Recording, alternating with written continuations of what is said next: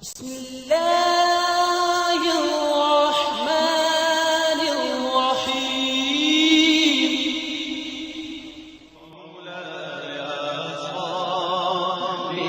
مولاي صل وسلم دائما أبدا على حبيبك خير الخلق كلهم.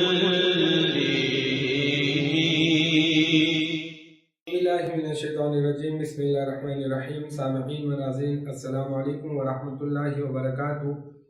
جناب مفتی اکمل مدنی صاحب کی علم نحو پر لکھی گئی مشہور زمانہ کتاب النحو الکبیر، اس کی ویڈیو کلاسز کا آج آغاز کیا جا رہا ہے. اس علم کو پڑھنے سے قبل اس پر تھوڑی سی روشنی ڈال دی جائے کہ ہم لوگ اس علم کو کیوں حاصل کرنا چاہتے ہیں، کیوں پڑھنا چاہتے ہیں اس علم کو، اور میری کیا وجوہات بنی کہ میں آپ حضرات کے سامنے اس ویڈیو کلاسز کو پیش کروں. اللہ تبارک و تعالیٰ نے قرآن مجید فرقان حمید میں ارشاد فرمایا کہ فَاذْكُرُونِی أَذْكُرْکُم، تم میرا ذکر کرو میں تمہارا ذکر کروں گا. پھر ایک حدیث قدسی ہے، اللہ تبارک و تعالیٰ نے ارشاد فرمایا کہ اگر کوئی میرا ذکر تنہائی میں کرتا ہے تو میں بھی اس کا ذکر تنہائی میں کرتا ہوں، اور اگر کوئی میرا ذکر محفل سجا کر کرتا ہے، یعنی اجتماعی طور پر اگر کوئی میرا ذکر کرتا ہے تو میں اس سے بھی عظیم ترین محفل سجا کر، یعنی ملائکہ کی محفل سجا کر اس کا ذکر کرتا ہوں.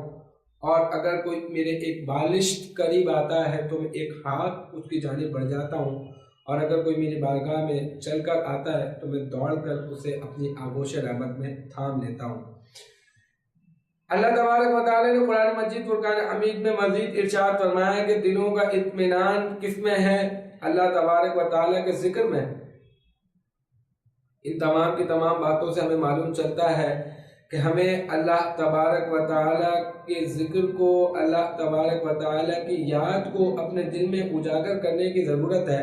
جہاں ہم لوگ دوسرے علوم سیکھتے ہیں، دوسرے مضامین پہ اتنا غور و فکر و تدبر کرتے ہیں، کیوں نہ ہم اللہ تبارک و تعالیٰ کے کلام کو سمجھنے کے لیے، سیکھنے کے لیے کچھ محنت کریں، کچھ دب و دو کریں.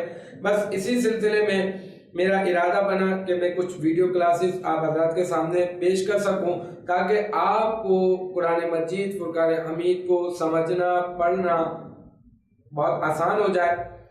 دیگر فقہ کی کتابوں میں سے آپ اس کو پڑھنے کے بعد مسائل بھی اخذ کر سکتے ہیں، اور میں نے اسباق کی ترتیب کا بالکل سلسلہ بہت آسان بنایا ہے. اس میں منفرد چیز یہ ہے کہ دیگر نیٹ کے اوپر اور آپ کو کلاسز موجود ملیں گی، لیکن ان میں اسباق کی ترتیب نہیں دی گئی، کسی کتاب کو فوکس نہیں کیا گیا. میں نے باقاعدہ ایک کتاب کا انتخاب کیا، جناب محترم مفتی اکمل مدنی صاحب کی النحو الکبیر کا، اور پھر انشاءاللہ تعالی ہم لوگ اس کی اسباق کی ترتیب کے ساتھ چلیں گے. اب یہاں پر ایک آخری بات آپ حضرات کی خدمت میں پیش کرنا چاہتا ہوں. میں دیکھیں میں بھی ایک طالب علم ہوں اور علم کی راہ میں نکلا ہوں کہ مجھے بھی کسی نہ کسی طریقے سے علم حاصل ہو جائے. اب ایک عرصہ دراز سے میرے ذہن میں یہ تھا کہ میں کچھ ایسا کام کروں، کچھ ویڈیو کلاسز کی شکل میں آ جائے تاکہ طلباء کے لیے بہت زیادہ آسانی ہو جائے، اور جو بھی لوگ عام طور پر اگر قرآن کو سمجھنا چاہیں، اگر عربک گرامر کو سیکھ کر فقہ کی کتابوں پر غور و فکر کرنا چاہیں، احادیث کو سمجھنا چاہیں، تو ان کے لیے بہت آسان ہو جائے یہ سارا کا سارا کام. اس سلسلے میں ایک عرصہ دراز سے میری خواہش تھی. الحمدللہ آج میں اس کا آغاز بھی کر رہا ہوں آپ کے سامنے، اور امید ہے کہ آپ یقیناً میرے لیے دعا گو ہوں گے کہ اللہ تعالیٰ مجھے استقامت عطا فرمائے. جو خاص بات میں کرنا چاہ رہا ہوں وہ یہ ہے کہ عرض ہے کہ دیکھیں میں بھی ایک طالب علم ہوں، یقیناً اگر میں آپ حضرات کے سامنے یہ پیش کر رہا ہوں تو اس میں کچھ غلطیاں بھی ہو سکتی ہیں، کچھ الفاظ میں غلط ادا کر کے بھی جا سکتا ہوں، لیکن اگر کوئی میرا بھائی، میرا دوست، مجھ سے محبت کرنے والا اگر کوئی میری کسی بھی غلطی کو دیکھے تو انشاءاللہ تعالی نیچے اسکرین پر چل رہا ہوگا میرا ای میل ایڈریس اور میرا سیل نمبر، تو برائے کرم مجھے مطلع کر دے تاکہ انشاءاللہ تعالی میں آئندہ سے اس غلطی سے اجتناب کر سکوں. امید ہے کہ یقیناً آپ بہت زیادہ اس سلسلے میں تعاون فرمائیں گے. اب بلا تاخیر ہم لوگ اپنی کلاسز کا آغاز کرنے جا رہے ہیں انشاءاللہ تعالی۔ آج ہم لوگ پڑھیں گے النحو الکبیر کا سبق نمبر 1۔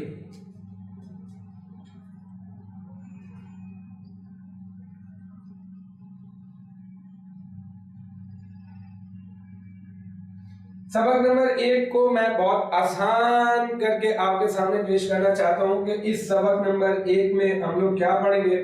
یاد رکھیں کہ ہم لوگ پڑھنے جا رہے ہیں نحو، اور اس سبق نمبر 1 میں ہم لوگ پڑھیں گے علم نحو کی تعریف اور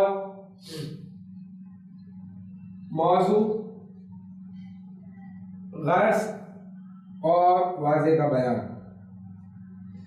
اب جب بھی کوئی بھی علم ہم لوگ آغاز کرنے لگتے ہیں تو ہم لوگ بتا دیتے ہیں کہ اس علم کی تعریف کیا ہے، اس کے لغوی معنی کیا ہوں گے، اس کے اصطلاحی معنی کیا ہوں گے۔ سب سے پہلے ہم لوگ لغوی معنی کے اوپر بات کرتے ہیں۔ اس کا لغوی معنی سے مراد جو لغت میں موجود ہو وہ کیا ہے۔ اس کا لغوی معنی ہے علم نحو کا قصد کرنا و ارادہ کرنا، اور اس کا اصطلاحی معنی کیا ہے، اس کے اصطلاحی معنی میں اس کی تعریف بھی شامل ہو جائے گی۔ اس کو میں 2 طریقے سے سمجھاؤں گا آپ کو کہ ہم لوگ جو پڑھ رہے ہیں یہاں پر، ایک ہوتا ہے کلمہ۔ اب کلمہ، ہر بامانہ لفظ کو ہم لوگ کلمہ کہتے ہیں۔ اب چاہے وہ اسم ہو، کسی کا نام ہو، یا پھر کوئی فعل ہو، کوئی کام ہو، یا پھر کوئی حرف ہو، ہم لوگ اس کو کلمہ کہہ دیتے ہیں۔ اب ہمارے پاس یہ ہوتا ہے کہ اردو کے اندر تو ہم لوگ کبھی کو کا استعمال کر دیتے ہیں مفعول کے ساتھ، اور نے کا استعمال کر دیتے ہیں، لیکن عربی میں ہمیں یہ نے اور کو جیسے کوئی الفاظ نہیں ہے، بلکہ ہمیں کیا استعمال کرنا پڑے گا، ہمیں اعراب کو دیکھنا پڑے گا۔ کبھی 2 زبر، کبھی 2 زیر اور کبھی 2 پیش۔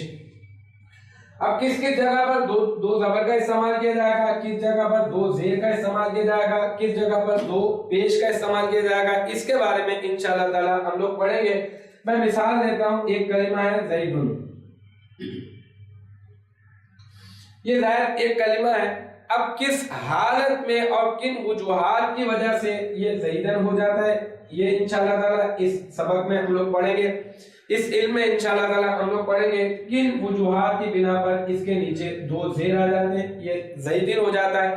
تو یہ کلمے کا آخر ہے، یہ بھی کلمے کی آخری حرکت ہے، اور یہ بھی کلمے کی آخری حرکت ہے۔ تو اس علم میں ہم لوگ وہ پڑھیں گے کہ چند ایسے قواعد کا علم ہے یہ کہ جن کے ذریعے یہ جانا جاتا ہے کہ کلمے کے آخر میں حرکت تبدیل ہوگی یا پھر نہیں ہوگی، اگر ہوگی تو پھر وہ تبدیلی کس قسم کی ہوگی۔ انشاءاللہ تعالی اس علم نحو میں ہم لوگ یہ پڑھیں گے۔ پھر دوسرے طریقے سے میں نے کہا تھا کہ میں دوسرے طریقے سے آپ کو بتاؤں گا۔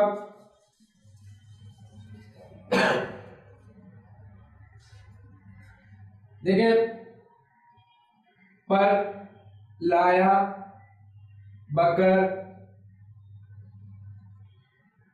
عید، بکرا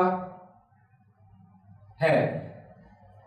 اب دیکھیں یہ جو پر ہے اس کا بھی کوئی معنی ہے، لایا اس کا بھی کوئی معنی ہے، بکر اس کا بھی کوئی معنی ہے، عید اس کا بھی، اور بکرا کا بھی کوئی معنی ہے، اور ہے کا بھی کوئی معنی ہے۔ لیکن اگر ہمیں بہت سارے الفاظ دے دیے جائیں اور ان الفاظ سے ہمیں اگر کوئی مفہوم حاصل نہ ہو رہا ہو، تو ہم لوگ اردو بہت اچھی طریقے سے جانتے ہیں۔ اگر اردو ہم لوگ جانتے ہیں تو اس کو بہت آسانی سے ہم لوگ ترتیب دے سکتے ہیں کہ بکر عید پر بکرا لایا ہے۔ لیکن ہم لوگ عربی نہیں جانتے، تو عربی نہ جاننے کی بنا پر اگر ہمیں کچھ الفاظ دے دیے جائیں تو ہم ان کو آسانی سے ترتیب نہیں دے سکتے۔ بس اس علم میں ہم لوگ آپس میں کلمات کو، یہ سارے کے سارے کلمات ہیں، یہ بامعنی ہے، ان کا کوئی نہ کوئی معنی ہے، بس ان کلمات کو ترتیب دینے کے متعلق انشاءاللہ تعالی اس علم میں سیکھیں گے۔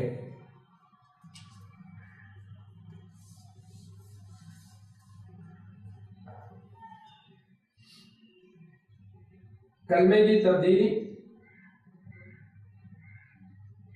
اور تبدیلی کی نوعیت کہ کس اعتبار سے تبدیلی ہوگی یہ سیکھیں گے انشاءاللہ تعالی، اور کلمات کو ترتیب دینا۔ اس کی تعریف میں یہی چیز آتی ہے کہ ہم لوگ کیا سیکھیں گے، کلمے کی تبدیلی اور تبدیلی کی نوعیت کے کس قسم کی تبدیلی ہوگی، کلمات کو آپس میں ترتیب دینا انشاءاللہ تعالی اس علم نحو میں سیکھیں گے۔ اگر ہم جاننا چاہتے ہیں عربی زبان کو تو عربی زبان کے لیے ہمیں علم نحو پڑھنا پڑے گا، اور علم نحو میں ہم لوگ ان چیزوں کے اوپر غور کریں گے انشاءاللہ تعالی۔ موضوع کیا ہے؟ دیکھیں، موضوع کسی بھی چیز کا موضوع کیا ہوتا ہے؟ جس کے متعلق اس علم میں بحث کی جائے، اس علم میں اس کے متعلق جانا جائے، اس کی وجوہات پر غور کیا جائے، اس کو ہم لوگ کہتے ہیں موضوع۔ اب مثال لیتا ہوں، مثال دوں گا تو آپ کے لیے بہت زیادہ آسان ہو جائے گا کہ جیسے علم طب ہے، ڈاکٹری کا علم، طبیب بننے کا جو علم ہے، وہ علم اس میں جو علم کا سیکھنے والا ہے اس میں کس چیز پر بحث کی جاتی ہے، اس کا موضوع کیا ہے؟ اس کا موضوع ہے جسم انسانی۔ اب ایک ڈاکٹر کو، ایک طبیب کو معلوم ہوتا ہے کہ اگر کسی شخص کے کان میں درد ہو رہا ہے تو کان کا تعلق کہاں سے، کون سی دوائی دینی چاہیے اس کو، اگر کسی کو ہارٹ اٹیک ہو جاتا ہے تو ہارٹ اٹیک کی کیا کیا وجوہات ہو سکتی ہیں، اس کے لیے کون کون سی دوا تجویز کی جا سکتی ہے، اگر کسی شخص کی آنکھ میں کوئی پرابلم ہو جائے تو پھر اس کے لیے کون سی دوا تجویز کرنی چاہیے۔ تو پورا کا پورا جسم انسانی ایک علم طب کے جاننے والے کا موضوع کیا ہوتا ہے؟ علم طب کا موضوع ہوتا ہے جسم انسانی۔ اور ہمارا کیا موضوع ہے؟ یہاں پر ہم لوگ پڑھنے جا رہے ہیں نحو، اور میں نے کہا کسی بھی علم کا کوئی نہ کوئی موضوع ہوتا تو ہے۔ اب یہاں پر ہمارا موضوع کیا ہے؟ ہم لوگ کس پر بحث کریں گے؟ ہم لوگ کلمے پر بحث کریں گے۔ ہمارا جو موضوع ہے وہ ہے کلمہ۔ ہم لوگ کلمہ پر بحث کریں گے کہ کلمہ اپنا معنی اکیلا بتا سکتا ہے یا نہیں بتا سکتا، اگر بتا سکتا ہے تو اس میں زمانہ پایا جاتا ہے یا نہیں پایا جا سکتا، اس کلمے کے آخر میں حرکت تبدیل ہوگی یا نہیں ہوگی، اگر ہوگی تو پھر کس قسم کی حرکات کی تبدیلی ہوگی۔ تو یہ ساری کی ساری چیزیں ہم نے پورا کا پورا اس کلمے کو فوکس کیا ہوا ہے، اس کلمے پہ ہم لوگ سارا کا سارا غور و فکر و تدبر کریں گے۔ اب اور کیا، جب ہم لوگ کلمات کو آپس میں ملاتے ہیں تو پھر کیا بن جاتا ہے؟ کلام۔ تو ہمارا اس میں موضوع کیا ہے؟ کلمہ اور کلام۔ کلمہ پر ہم لوگ غور کریں گے اور کلام پر ہم لوگ غور کریں گے، جس طرح سے علم طب کا جاننے والا جس میں انسانی کو موضوع بناتا ہے، اسی طرح سے ہم نے موضوع بنایا کلمے کو اور کلام کو، بس اسی پر ہی بات ہوگی ہماری۔ غرض کیا ہے؟ یقیناً کسی نہ کسی کام کو کرنے کی کوئی نہ کوئی غرض تو ہوتی ہے۔ اگر میں کھانا کھاتا ہوں تو کھانا اس وجہ سے کھاتا ہوں کہ تاکہ مجھے بھوک میری مٹ جائے، اور اگر میں پانی پیتا ہوں تو اس وجہ سے پیتا ہوں تاکہ مجھے پیاس نہ لگے۔ اب میں ایک علم پڑھنے جا رہا ہوں، اس کے لیے میں وقت بھی نکال رہا ہوں، دیگر مشاغل کو چھوڑ کر اس مشغلے کو اپنا کر بیٹھا ہوا ہوں، تو اس کی کیا وجوہات ہو سکتی ہے کہ میں علم نحو کو کیوں پڑھنا چاہ رہا ہوں؟ اصل میں دیکھیں، میں نے ابتداءً بتایا تھا کہ علم نحو کو پڑھنے کی وجہ یہ کہ میں عربک گرامر کو سیکھنا چاہتا ہوں، اور جب میں اس عربک گرامر کو سیکھ لوں گا تو میرے لیے قرآن مجید، فرقان حمید اور فرامین مصطفی صلی اللہ علیہ وآلہ وسلم اور دیگر فقہ کی کتابوں کو سمجھنا بہت زیادہ آسان ہو جائے گا، اور یہ تمام کی تمام چیزیں عربی میں۔ تو مجھے کلام عرب کو سیکھنا ہوگا، عربی کلام سے واقفیت حاصل کرنی ہوگی۔ تو میری یہاں پر میری جو غرض ہے، میری غرض یہ ہے کہ میں چاہتا ہوں کہ عربی میں کلام کر سکوں، عربی کے کلام کو سمجھ سکوں، اور جب میں کلام کروں گا کیا میں غلطیاں کر کے کلام کروں گا تو سامنے والے کو کوئی بات پہنچا سکتا ہوں؟ یقیناً نہیں پہنچا سکتا۔ بس میری غرض اس میں یہ ہے کہ میں تاکہ اپنے ذہن کو لفظی غلطی سے بچا سکوں،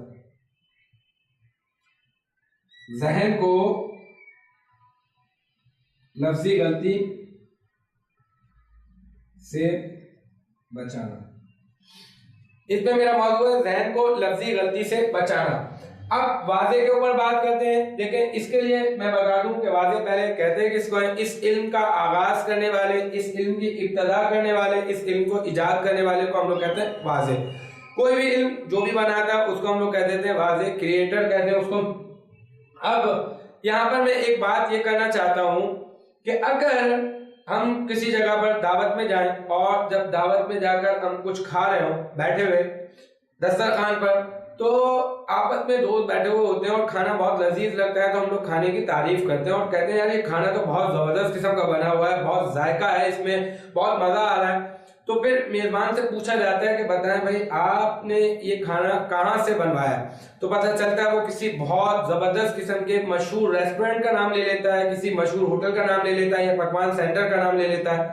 تو اب اس پکوان سینٹر کا یا ریسٹورنٹ کا نام سن کر یا ہوٹل کا نام سن کر ہماری لذت اور زیادہ مزید بڑھ جاتی ہے۔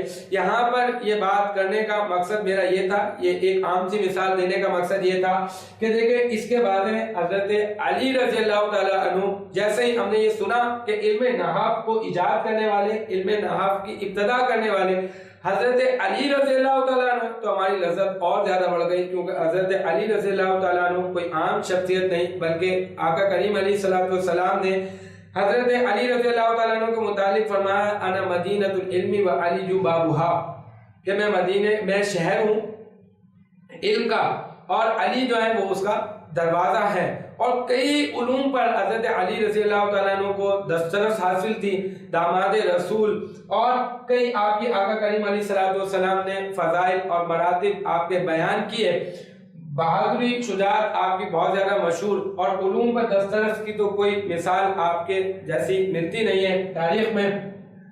تو یقیناً یہاں پہ اتنی زیادہ آپ کی تعریف بیان کرنے کا مقصد، آپ یقیناً تعریف کے قابل ہیں، لیکن یہاں پر بیان کرنے کا مقصد یہ کہ اس علم نحو کو بنانے والی جو ذات ہے وہ ہے حضرت علی رضی اللہ تعالیٰ عنہ کی۔ تو اب آپ خود اندازہ لگائیں کہ کیا حضرت علی رضی اللہ تعالیٰ عنہ کوئی بیکار سا علم، کوئی فضول سا علم کیا ایجاد کریں گے؟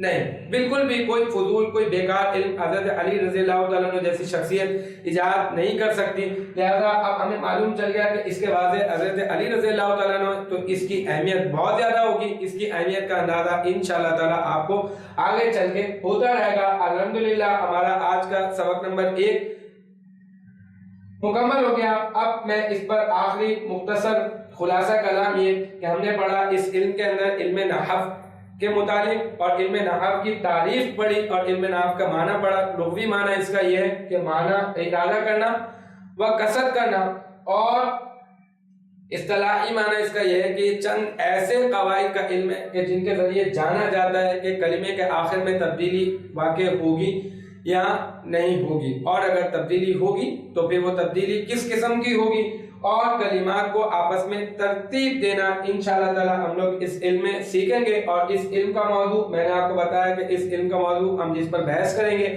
وہ ہے کلمہ اور کلام۔ ہماری پوری کی پوری بحث کلمے پر ہوگی اور کلمات پر ہوگی، کلام پر ہوگی۔